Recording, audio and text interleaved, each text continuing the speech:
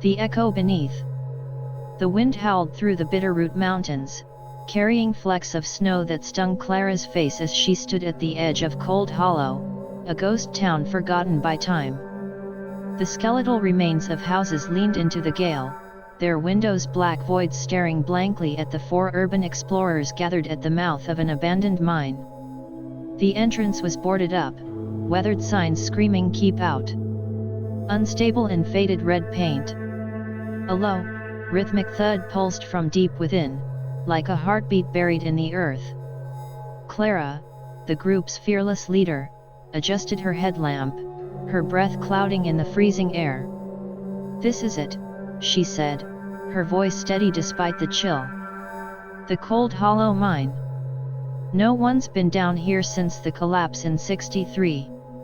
We're gonna show the world what's really here." Noah, the group's videographer, snorted, fiddling with his camera's settings.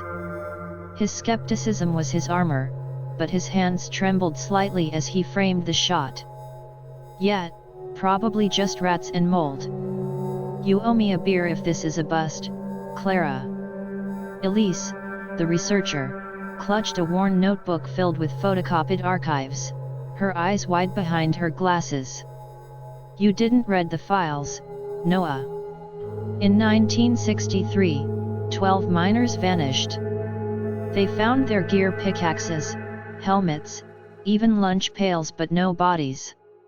And the reports, they mentioned voices. Not human. They called it the echo beneath." Jake, the adrenaline junkie, grinned, his flashlight beam dancing across the boards. "Sounds like a party. Let's go meet the ghosts." Clara shot him a look but nodded. She pried at a board with a crowbar, the wood splintering under her strength. The thudding grew louder, syncing unnaturally with their movements. One by one, the boards came down, revealing a yawning black tunnel that seemed to swallow the light. The air felt heavy, pressing against their skin, and the faint smell of damp stone and something metallic stung their noses. "Last chance to back out," Clara said, half joking, but no one moved. They were committed or too stubborn to admit their fear. With a final glance at the darkening sky, they stepped into the mine. The tunnel was claustrophobic, the walls slick with moisture and lined with rusted tools half buried in the dirt. Timbers groaned overhead, threatening to give way. Their flashlights cast long, jittery beams, illuminating patches of rock that glistened like wet flesh. The thudding was constant now, a deep pulse that vibrated through their boots. Clara led the way, her confidence a beacon for the others, though even she felt the weight of the dark pressing in. Elise flipped through her notebook, her voice barely above a whisper. The archives said the miners dug too deep. They found something, a chamber not on any map. The company sealed the mine after the collapse, but the locals swore the voices never stopped. Clara rolled her eyes, her breath visible in the beam of her headlamp. "Save the ghost stories, Elise. We're here for evidence, not fairy tales." They pushed deeper, the tunnel narrowing until they had to walk single file. There will be no this inserted audio clip if you buy the software license key or activation key. Noah's camera whirred, capturing every creak and drip. He zoomed in on a section of wall where deep gouges scarred the rock claw marks, too precise and too deep to be from any animal. "What the hell made those?" he muttered, his voice cracking. "Bears, maybe," Jake offered, but his grin faltered. "Or something else." Before anyone could respond, their walkie-talkie crackled to life, despite being out of range of any signal. A faint voice whispered through the static, "Help, trapped, below." Clara grabbed the device and shut it off, but the voice lingered, echoing off the walls like a memory. The group exchanged uneasy glances, their bravado fraying. "Let's keep moving," Clara said, her tone firm but her eyes scanning the dark. They didn't argue. The tunnel twisted downward, the air growing colder, their flashlights flickering as if the batteries were draining faster than they should. The thudding was a physical presence now, a pulse that seemed to sync with their heartbeats. After what felt like hours but was only minutes, they reached a dead end, a massive stone door carved with spiraling symbols that seemed to writhe in the light. The air here was thick, almost suffocating, and the thudding was deafening, coming from beyond the door. Elise traced the symbols with a trembling finger, her notebook open to a sketch of similar carvings. These aren't Native American or Norse, they're older. The archives mentioned a door to the deep. This must be it. Noah frowned, his camera trained on the door. You're saying they built a door underground? For what?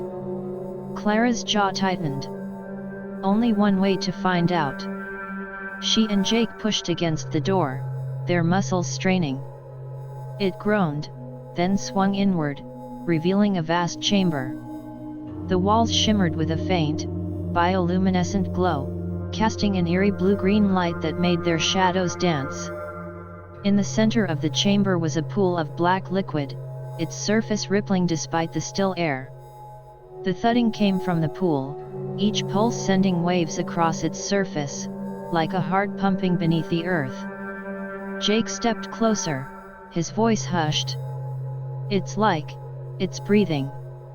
Noah's camera caught reflections in the pool, distorted faces, not their own, staring back with hollow eyes. Elisa's notebook slipped from her hands, landing open on a page labeled "The Heart of the Hollow." The sketch matched the chamber exactly, down to the pool and the glowing walls. Her voice trembled as she read aloud, "The miners didn't disappear. They were taken, by whatever lives here." The walkie-talkie blared again, this time mimicking Clara's voice. "Only one way to find out." Noah dropped it, the device skittering across the floor. The group backed away from the pool, which was now bubbling, tendrils of black liquid creeping toward them like fingers. Clara grabbed Noah's arm, pulling him back. "We need to leave. Now." They turned to the door, but it slammed shut with a force that shook the chamber. The camera glitched, the footage stuttering, showing brief flashes of eyeless figures standing in the shadows, tall, thin, their limbs too long, their movements jerky like broken marionettes. The group didn't see them, but the footage captured their presence, a silent audience watching from the dark. Panic set in. Jake pounded on the door, his fists leaving smears of sweat on the stone. "It won't budge," he shouted, his voice cracking. Noah's camera flickered, the battery indicator blinking red despite being fully charged an hour ago. "The camera's dying," he said, his skepticism gone, replaced by raw fear. Elise clutched her notebook, her voice shaking. "It's this place. It's feeding on us, our fear, our energy. Then let's fight back." Jake snapped, kicking the door again. "There's gotta be a way out." Clara's eyes darted to the pool, where the black liquid was now climbing the walls, forming shapes that looked almost human. She grabbed a flare from her pack, lit it, and tossed it into the pool. The liquid ignited with a hiss, flames licking upward, and the chamber shook as a deafening wail erupted not from the pool, but from the walls themselves. The bioluminescent glow pulsed erratically, and the shadows seemed to writhe in pain.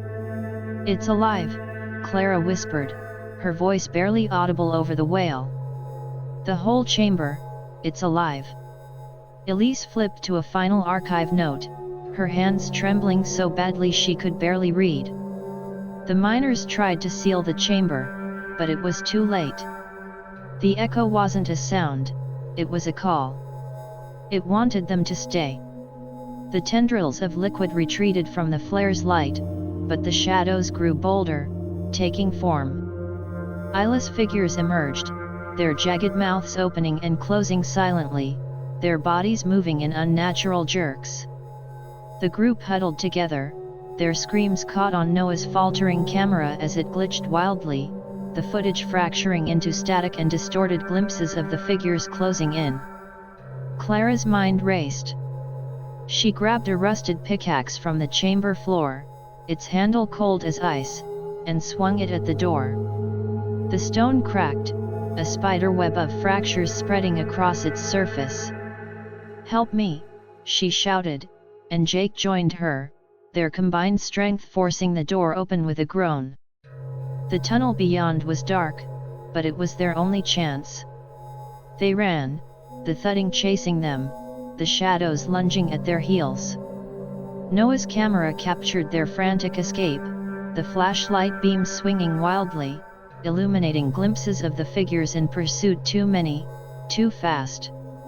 The mine shook, dust raining from the ceiling. The air was thick with the smell of sulfur and something fouler, like decay. Clara led the way, her headlamp flickering but holding. Jake supported Elise, who was sobbing, clutching her notebook like a lifeline. Noah kept filming, his breath ragged, the camera's battery now at 5%. The tunnel seemed to twist, the walls closing in, but ahead, a faint glow of moonlight pierced the dark. "There!" Clara shouted, pointing to the mine's entrance. They burst out, collapsing in the snow, their chests heaving. The thudding stopped, the silence deafening after the chaos. Noah panned the camera to the mine, its entrance partially caved in, the boards they'd removed scattered like bones. The air was still, the snow falling gently now, blanketing the town in white. "We made it," Noah gasped, his voice raw. "We actually made it." Clara nodded, her face pale but resolute. "Let's get out of this town. Never come back."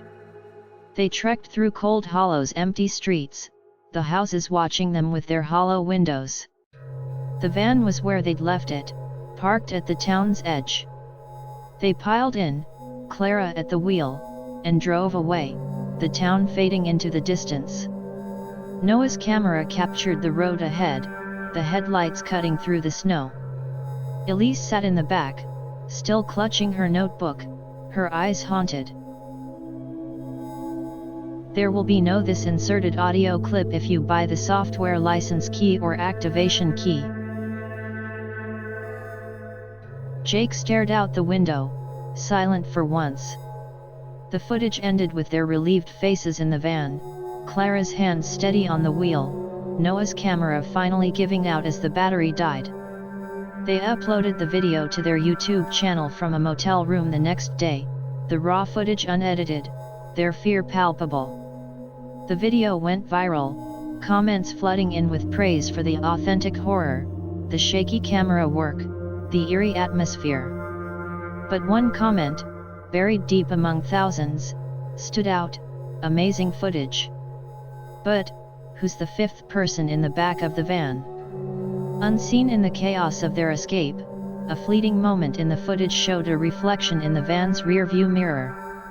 Sitting in the back, unnoticed by the group, was a fifth figure, eyeless, its jagged mouth curled into a smile. The camera glitched, and the figure vanished, but the GPS on the van's dashboard told a different story. It looped the same coordinates, over and over: Cold Hollow. They hadn't escaped. The mine had let them think they did, but they were driving in circles, trapped in its pull forever. Like, comment, share, subscribe. The Plot Twist Tales.